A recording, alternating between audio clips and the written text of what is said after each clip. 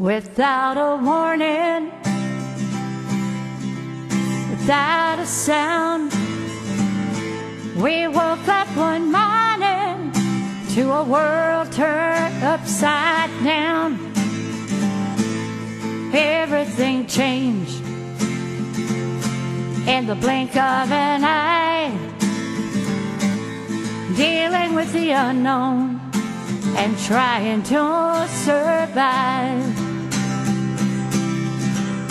We were locked down in our homes, surrounded by bad news every day, watching our lives as we knew it quickly fade away. And when this is all over, in our new reality, when we gather together, will we still stay apart 6 feet? Will the music be playing like it did before? When this is all over, I'll treasure each day even more. We've been through quite a battle, like none we've ever seen. We kept hoping we'd wake up to find out it was all a bad dream. But that day's never come.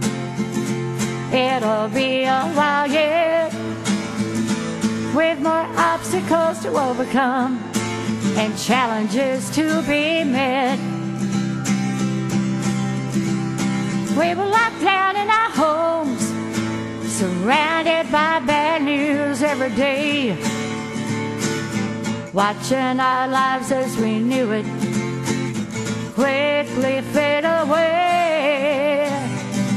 And when this is all over, in our new reality, when we gather together, will we still stay apart 6 feet? Will the music be playing like it did before? When this is all over, I'll treasure each day even more.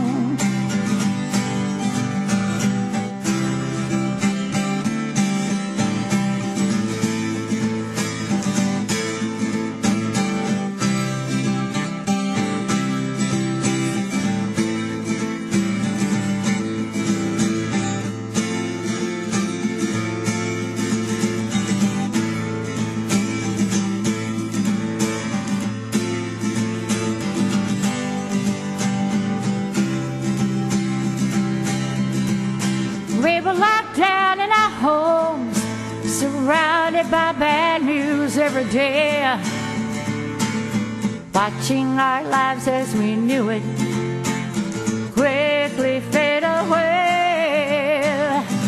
And when this is all over, in our new reality,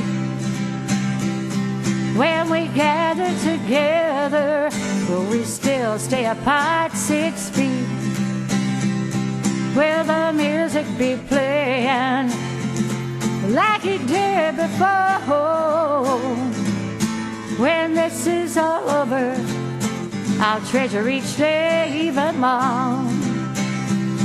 And when this is all over, I'll treasure each day even more.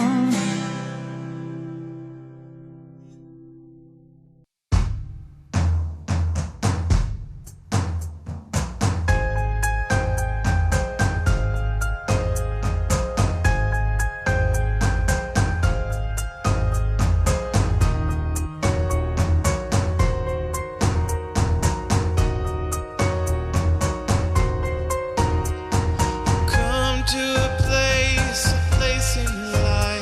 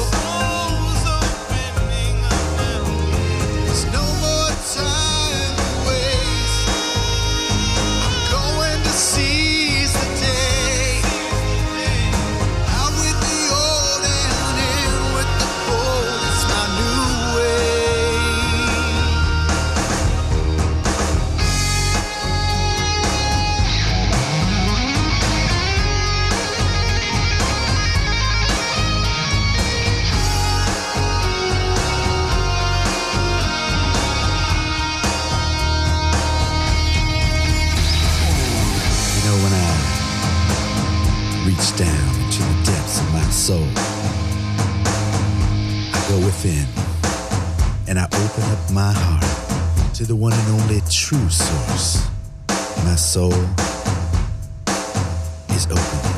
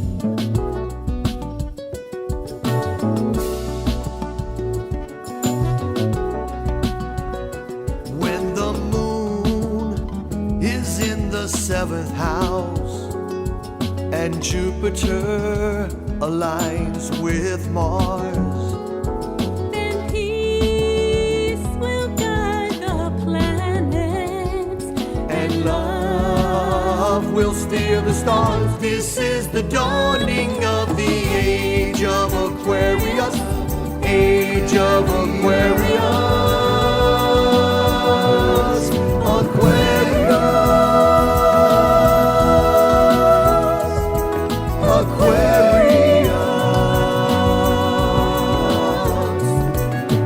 Harmony and understanding, sympathy and trust abounding. No more falsehoods or derisions, golden living dreams of visions, mystic crystal revelation, and the mind's true liberation. Aquarius, Aquarius.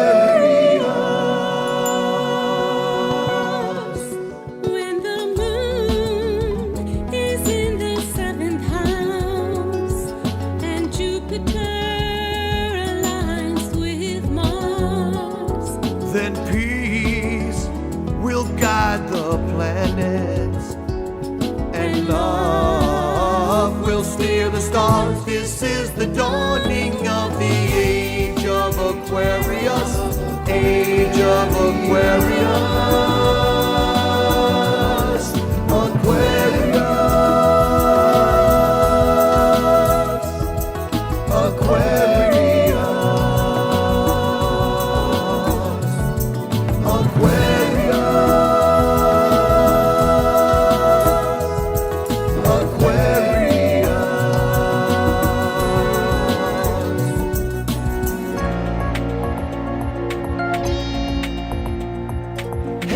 People all around the world, men and women, boys and girls, the time has come to occupy. It's much too late to judge and cry. Think about a love revolution and it's here again. And it's time to let the sun shine in. Come together and sing out strong. Let the sun shine.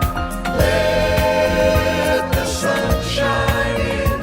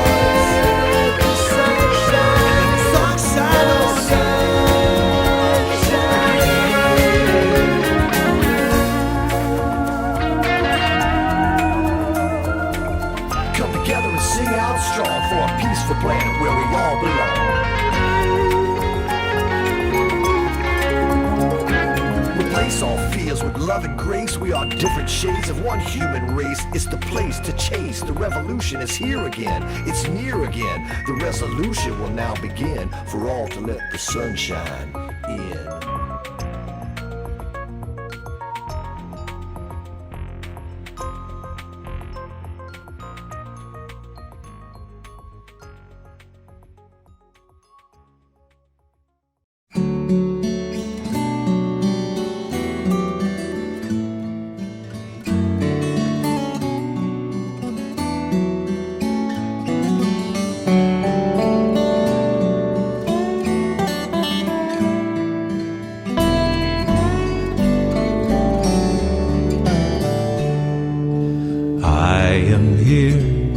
For the greater good of all, the greater good of all, the greater good of all.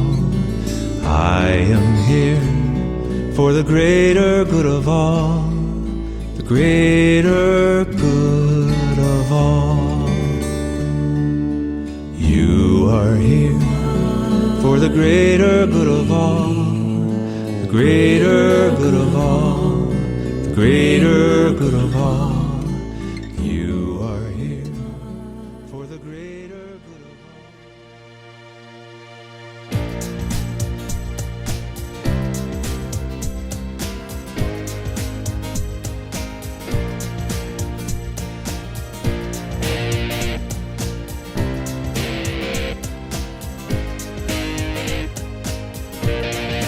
I'm in the right place at the right time.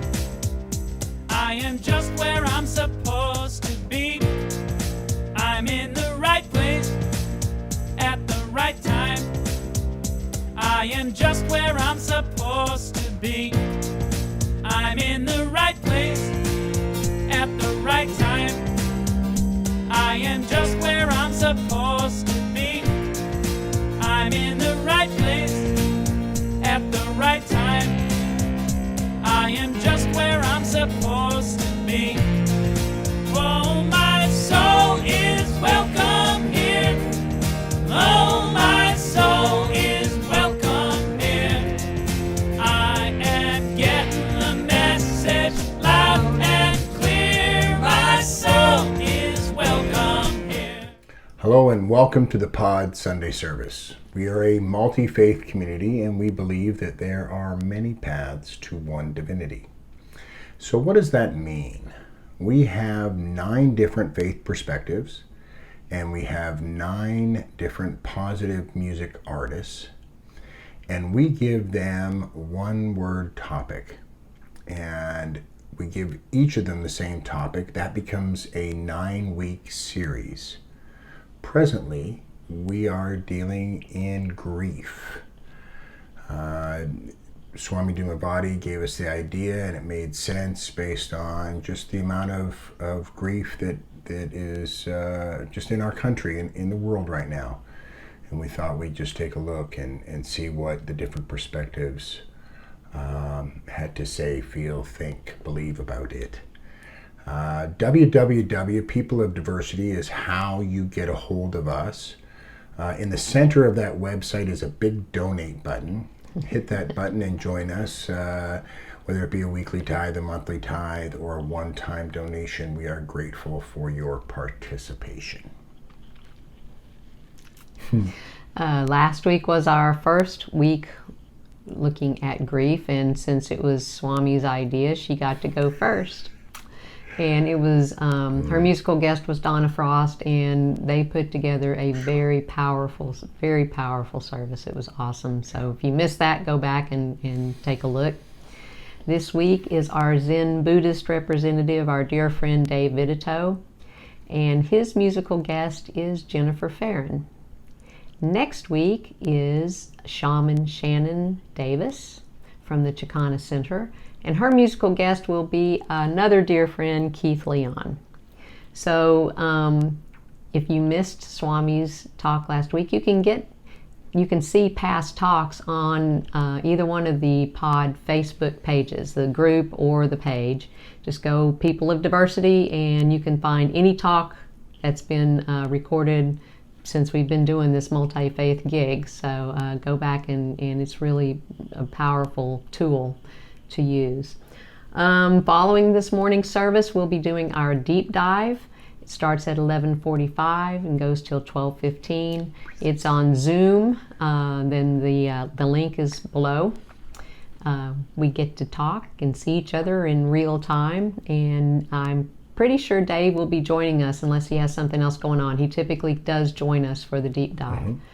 On Sunday night, tonight at 5:45, we will be rebroadcasting this service, and it's just fun to come back. It's on Facebook Live, and I always get so much more out of watching the service a second time. It's amazing how much you miss just listening to it once. And it's not live like the Zoom, but we can shoot hearts at each other and chat in the chat box. So join us for that.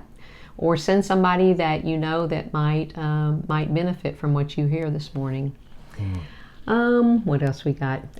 You can get Facebook notifications about our events, Sunday events, by joining the Facebook pages. Just go to either the page or the group and ask to join. We'll let you in, and you will get usually on Wednesday or Thursday night, we put out an event for that Sunday for that following week. So you'll get a notification about the service just to help you remember, remind you to tune in. Each week we are blessing a country, and we just started that. We went through the 50 states, and now we're starting with countries. So next week we're doing Algeria. So if you have facts or pictures from Algeria, if you know anything about Algeria that you think might be interesting to the community, send them to the email address below, and we will include them in our blessing of Algeria. This week we're doing Albania. So fun, not all fun, but some definitely interesting facts about Albania. It's located in southeastern Europe's Balkan Peninsula on the Adriatic Sea, has a little bit fewer than 3 million people, so fairly small, and it's about the size of the state of Maryland. One of their claims to fame, and this is really interesting, one of their claims to fame is that they have more than 173,000 bunkers that were built by a former dictator. They were designed to withstand chemical and atomic attacks, and some are underground. None of these bunkers were ever used. And when that dictator was overthrown in 1991, many of the bunkers were transformed into stores, hotels, and animal shelters. It is one of the few countries in the world that has no McDonald's. They have Kentucky Fried Chicken and Domino's Pizza. This is another cool one. In the evenings after dinner, they have a tradition where families go outside and they go for a walk after dinner. They walk around their neighborhood. It's time for neighbors to get together and chat. And in some places, they even close the streets down for that hour after dinner so that people can just wander freely without worrying about cars. Albania has the 6th highest, as in 6, 1, 2, 3, 4, 5, 6, highest literacy rate in the world. That's amazing. Wow. Yeah. Between 1941 and 1991, Albania was under communist rule and religion was banned, making Albania the first atheist country in the world. This is no longer true, and there is religious diversity. About 60% of the Albanians are Muslim. And our last fact is there is a series of customs called a kanun, I don't know if I'm pronouncing it right, K-A-N-U-N, that Albanians live by. And these customs include hospitality, honor, family loyalty, and right conduct. Yeah, sounds like a very interesting place. So let's hold the people of Albania in our hearts, knowing that they want the same things in their lives that we do. Appreciating them, some of their customs, some of their ideas are really worthy of our thoughts and our, what's the word I'm looking for? We could do those things. A lot of people could do those things and it would be beautiful. It would make the place a better place. It would. It really would. So I was really surprised to read some of those things about Albania. So let's hold them in our hearts and say these words together. May peace prevail in Albania. May peace prevail on earth. May peace prevail in me. Thank you. Jennifer Ferren. We know that she has just an amazing repertoire of songs, and I am really looking forward to what she has put together for us. It is always unique and special. And Mr. Vititoe always gives a unique and powerful perspective on all topics, and I believe that this one might be right up his alley as well. Mm-hmm. So without further ado, we will see you on the other side. I Don't Need to Cry. Written in 1995 when my grandparents passed away.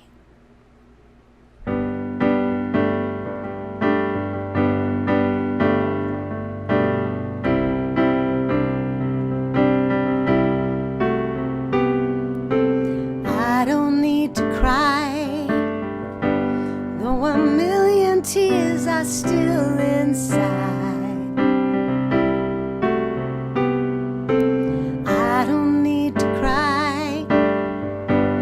Have memories of love to get me by, and I don't need to worry about people I have lost. I know through me there'll always be a lot that I don't need to cry.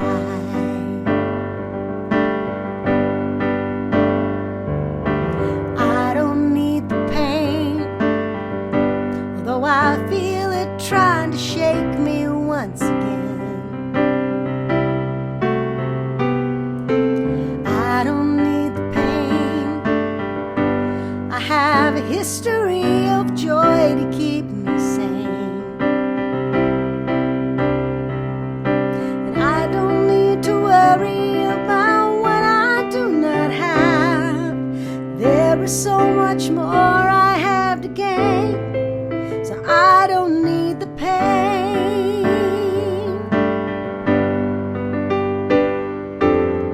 Why is it we hold on to the things that weigh us down? Sometimes we wear our sorrow on our heads just like a crown. Well, I don't want to do it. I don't want to live my life that way.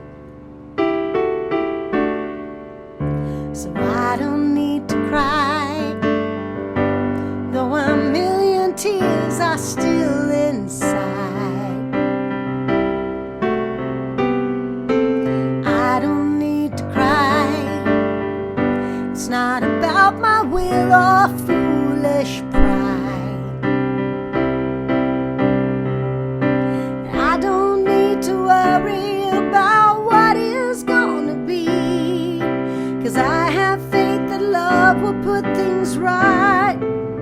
I don't need to cry. I don't need to cry.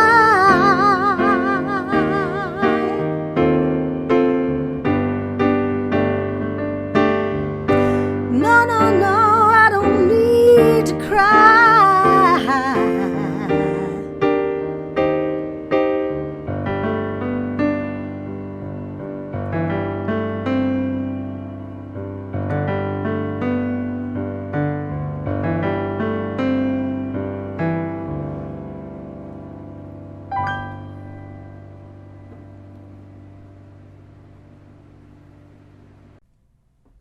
I'm finally saying goodbye.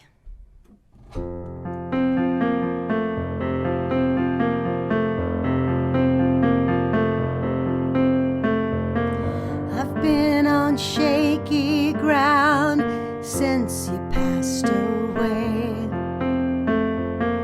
My friends and family tried but found no words to say.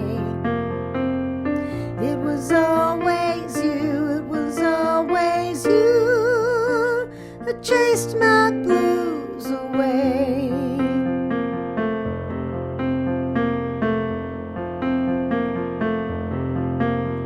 I'm finally saying I'm finally saying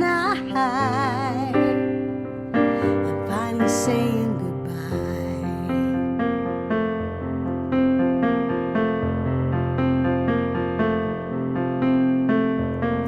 I know just when we met, though it was long ago. I won't forget you, that is something you should know. I'll always love you, I'll always love you, oh, but it's time to let you go.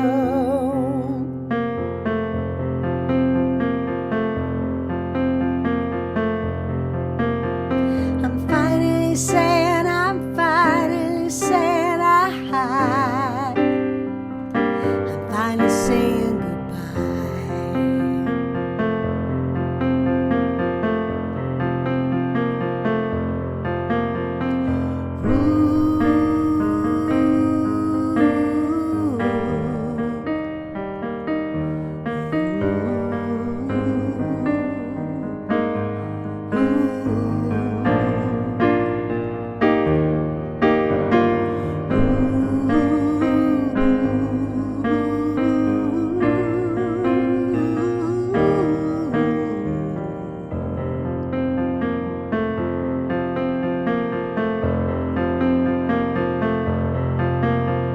I've been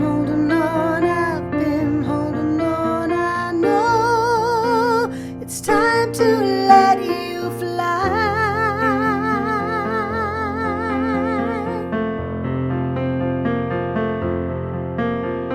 I'm finally saying I'm finally saying goodbye. I'm finally saying I'm finally saying goodbye.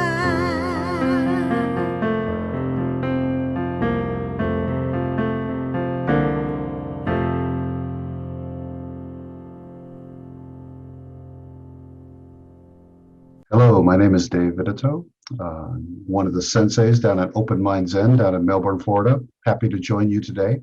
The topic today is grief. And when I was reflecting on this particular topic, it occurred to me that the only way to really approach this is to really dive in from a personal perspective, that inner view perspective, not so much to be philosophical, but to really dive in. What does this mean from a personal level? In many ways, that describes Zen practice, right? Zen is about throwing yourself fully into the moment, whatever that moment requires, whatever is needed. Really fully, wholeheartedly throwing yourself in. And so today I thought I'd, among other things, share a few stories from my own life and use that as a way of really exploring this topic. What is grief? What does it mean in our life? What role does it play? It actually has a very important role in that process that we have of life, and we'll get into that in a little bit here. So, but first, let's step back, and I'll give you a little bit of Buddhist philosophy. So you can think of grief in the context of the Four Noble Truths. And so the first of the Four Noble Truths is the truth that life contains the seeds of suffering. Now, suffering's not quite the right word. The actual Sanskrit word is dukkha. And dukkha is something like suffering, anxiety, stress, chronic dissatisfaction. Just kind of this unease that we get through life. Always looking for something better, So dukkha, right? Life contains the seeds of this. And the second noble truth is the origin of dukkha. And the origin, of course, is attachment. Um, Third noble truth is the possibility of the cessation of dukkha, or the truth that you can transcend suffering through practice. And the fourth noble truth is pointing at one of those practices. And this is the Eightfold Path. And through the Eightfold Path, you can transcend suffering. So, suffering, dissatisfaction, grief, and it's just another flavor of dukkha. Um, we grieve because we were attached. We grieve because we are attached. We lose a loved one, a family member, even a pet. We feel their loss. It's almost like a piece of us is missing. And you have this visceral reaction, and it all ultimately comes down to the fact that we were attached. But here's the important thing. Don't think of attachment as necessarily bad. I think a lot of people have a misunderstanding of Buddhism, thinking that attachment equals bad. All attachment is bad. And that couldn't be further from the truth. It isn't that attachment is necessarily bad, but we need a healthy relationship with attachment. It isn't possible to be human without attachment.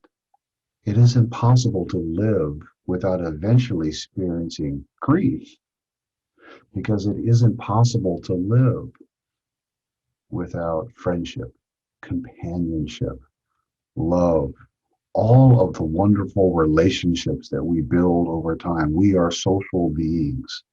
We need these relationships to be healthy. Even those introverts like myself, right? We have those relationships that are most important to us. Those are a form of attachment. I talk about my daughters all the time, my two daughters, my two favorite attachments. So attachment isn't necessarily bad. We do want to develop a healthy relationship with this. So this unhealthy relationship with attachment, or a blind attachment, maybe we're attached and we don't even realize that this can lead to the suffering that's talked about in the Four Noble Truths. And so grief. We grieve because we love. We grieve because we love. I mean, can you, what would love be without grief? Imagine losing someone you care for and not feeling that grief. It's like I said, it's two sides of the same coin, love and grief. One that I come back to is one of my grandfathers, Grandpa Rankin, German side of the family, and very close, very influential in my life. So this is the man that early on as a teenager, he actually bought me my first computer.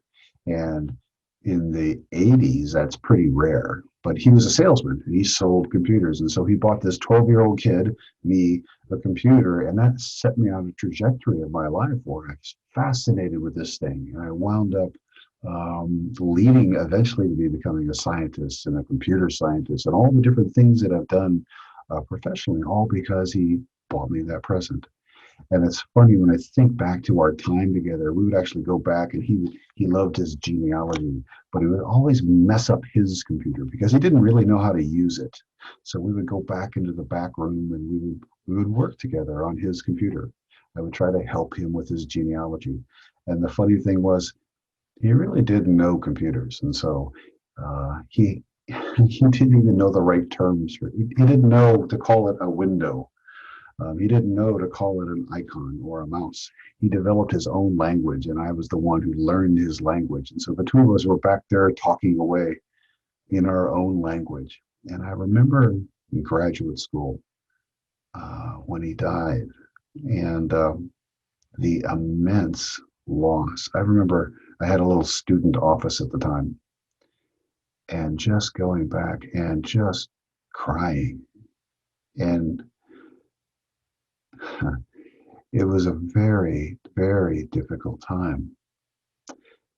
But now that some time has passed, looking back, I can look back with all those bittersweet memories of all that time that we spent together, all the influence that he's had in his life, on my life. And so grief in that moment, while terrible, was absolutely critical because I had to feel it. I had to feel it. Imagine if I didn't and I somehow pushed it down or suppressed it. And that can happen, particularly if there's trauma or difficulty or a difficult relationship, we'll suppress it. And when that happens, when we don't allow ourselves to grieve, it's harder to heal. I would actually suggest that if you don't allow yourself to grieve, you may not be able to heal. And it's not heal in the sense of all of a sudden better, right? It's more that your relationship to that loss changes over time. I look back fondly now with my grandfather, and I know that he's here. And I know that my influence on my kids and my grandkids is there. And I can trace some of that back to him and the influence that he's having generation after generation. The love I feel, the memories we have, our secret little hidden languages, we're sitting back there working on his genealogy. So grief, it's part of that healing process. So in that grand, almost universal view, that big picture, or Buddha nature, oneness, the source, however you want to think about that, from that larger perspective, grief is a beautiful thing, in a sense. It's a reflection of our capacity to connect to one another. If we didn't have this deep, empathetic connection to others, we wouldn't feel this grief. And so in that larger perspective, it's a beautiful thing.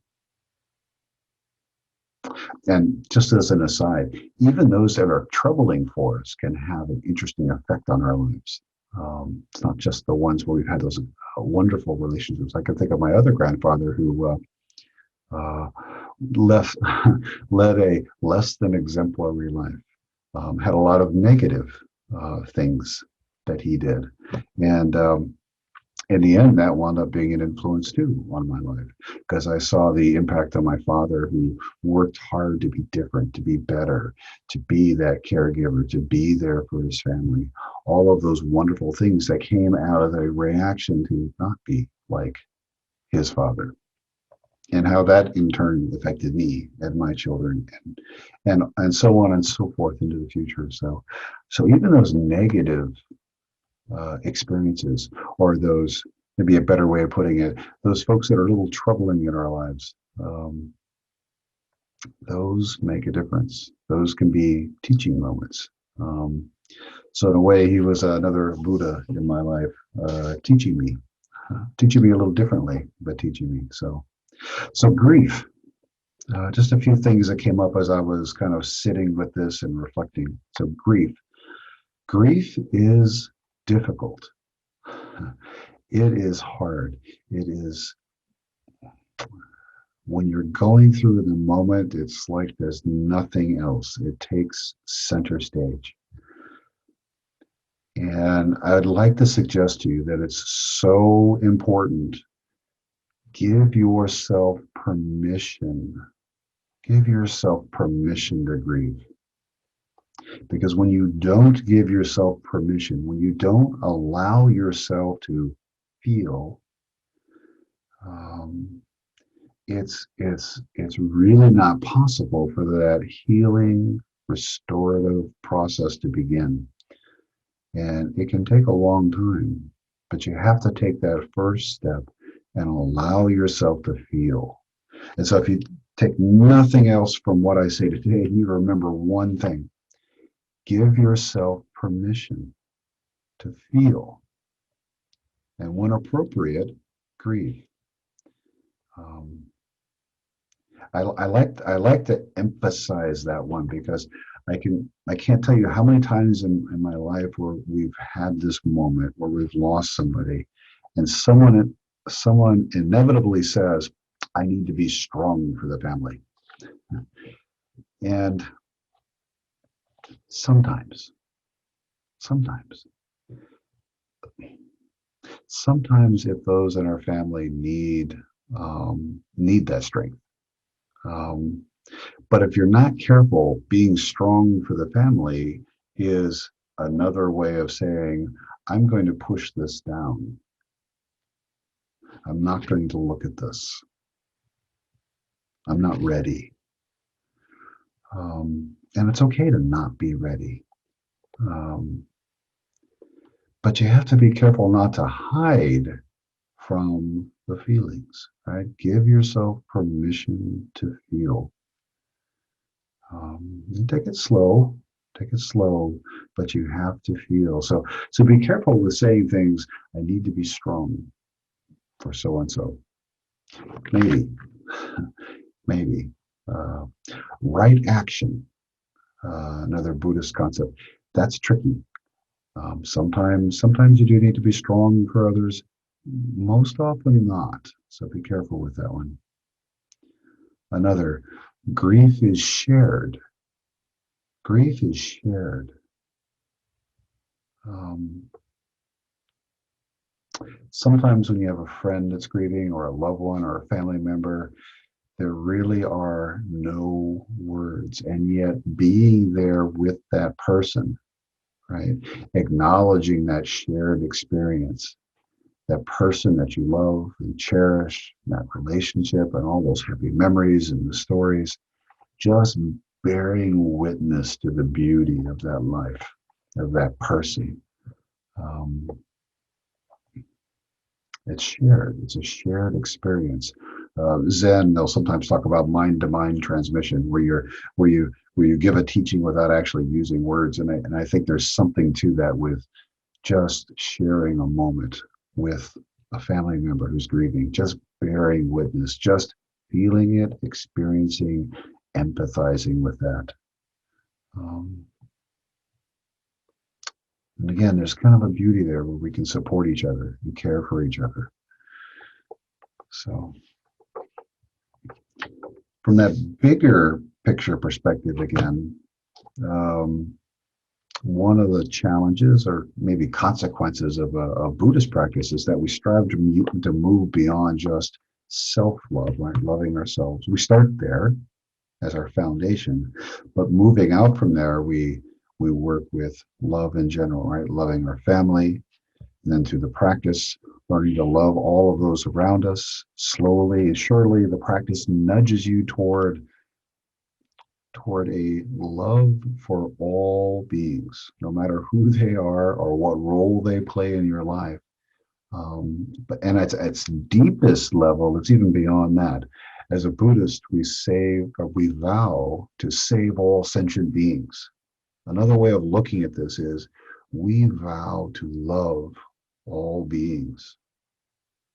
All beings. So not just the two-legged ones that are walking around and talking, and not the ones with four legs or hooves, the animals walking about. It's everything, all beings. And so that extends even to Mother Earth and nature, all beings. Of course, over time, that has its own challenges, right? Because there's a lot going on in the world, and with that love comes grief, right? We see the hunger in the world, the wars, the famines. We see those who are in power take advantage of those who don't have power. And over time, like the steady destruction of our little blue planet floating in space. And so with this love becomes a grief. So, but it's all the more important to look at this in context of the practice. And the practice is we vow to save all sentient beings. You never will. That's an impossibility, right?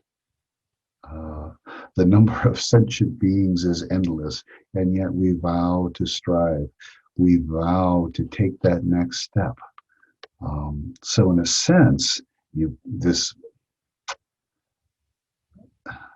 dissatisfaction or grief over all the troubles in the world galvanizes us to take that step forward, to act, right? Whatever that means. It could be activism. It could be reaching out to the loved ones in our lives. It could be talking to people.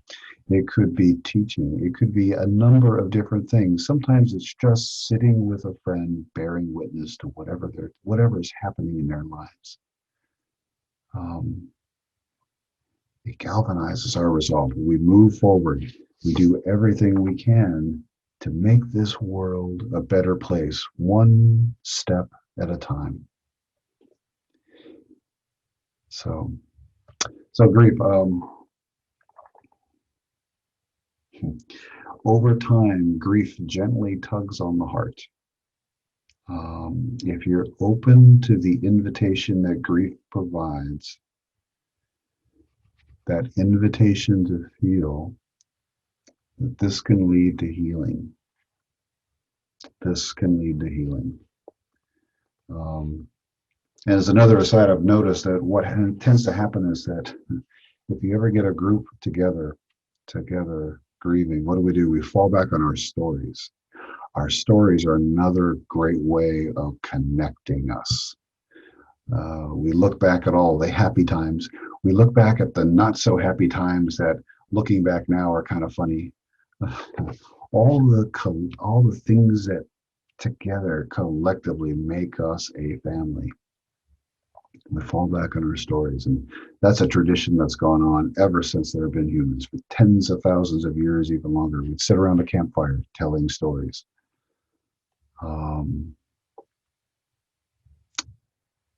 So let's try a little exercise. What I'd like to do is just step you through a guided meditation. We'll make this one a little bit quicker, because I think we're going a little long on time. So go ahead and just kind of sit, feet flat on the ground, maybe hands in the lap, and just take a few deep cleansing breaths.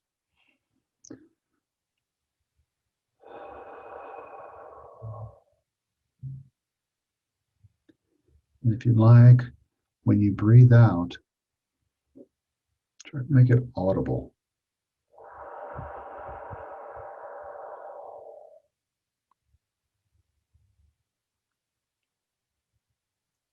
Try to hear, try to feel that breath.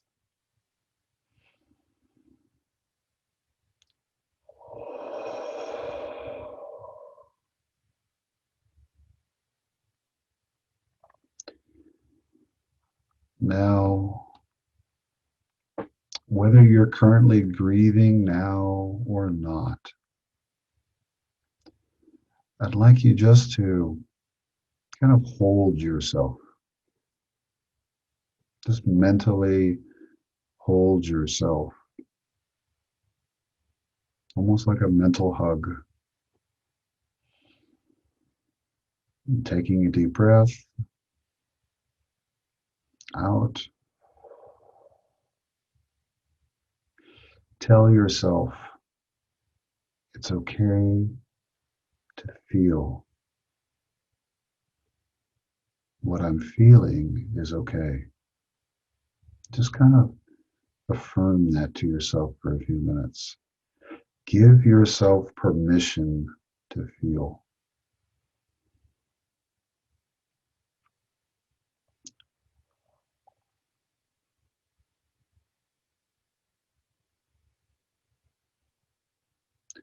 And maybe as you breathe out, just kind of feel the weight that comes from holding back, Just kind of feel that weight, just kind of leaving your body with that breath.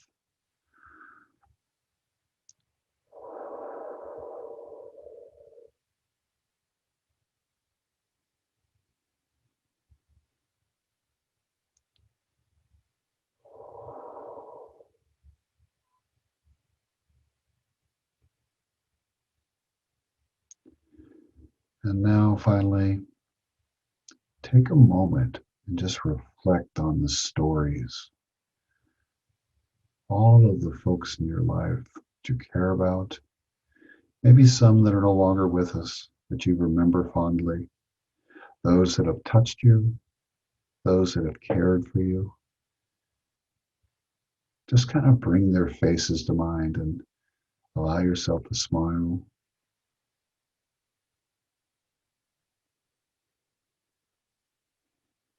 And breathe.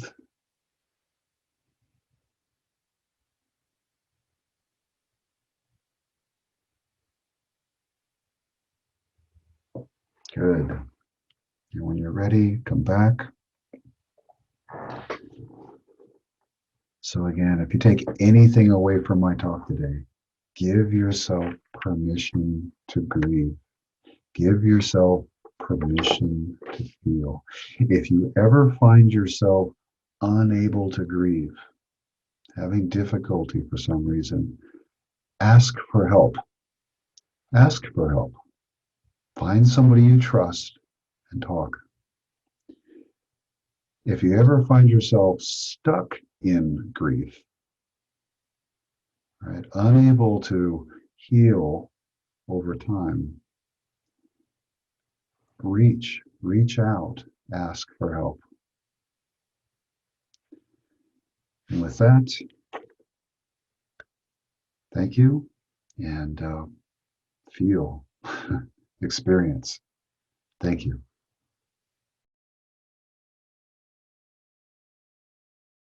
Many thank yous to Jennifer Ferren.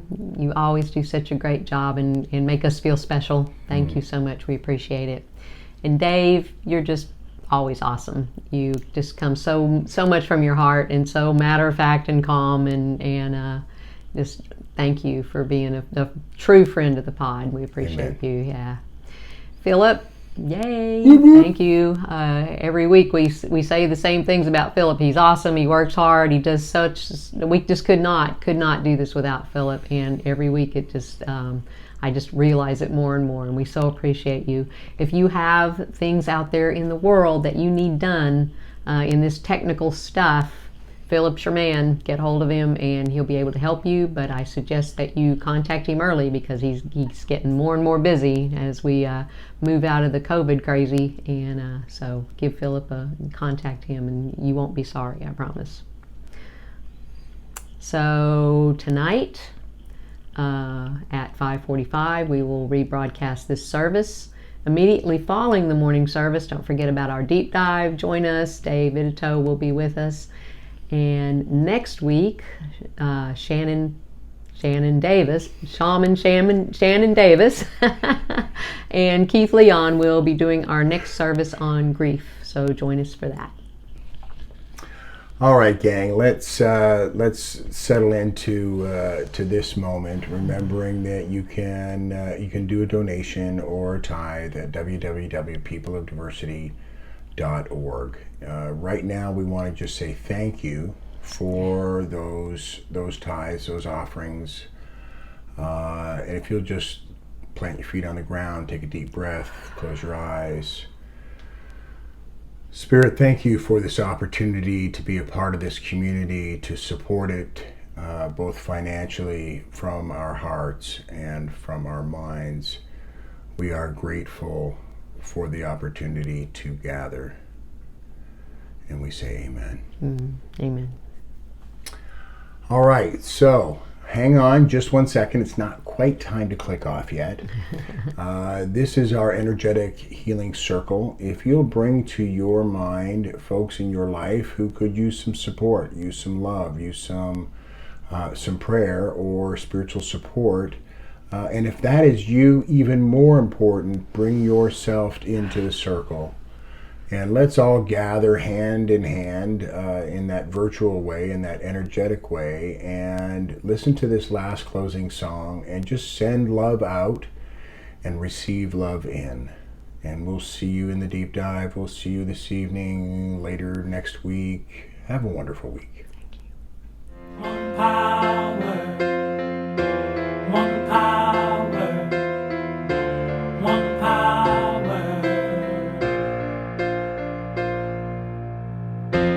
one power, one power, one power.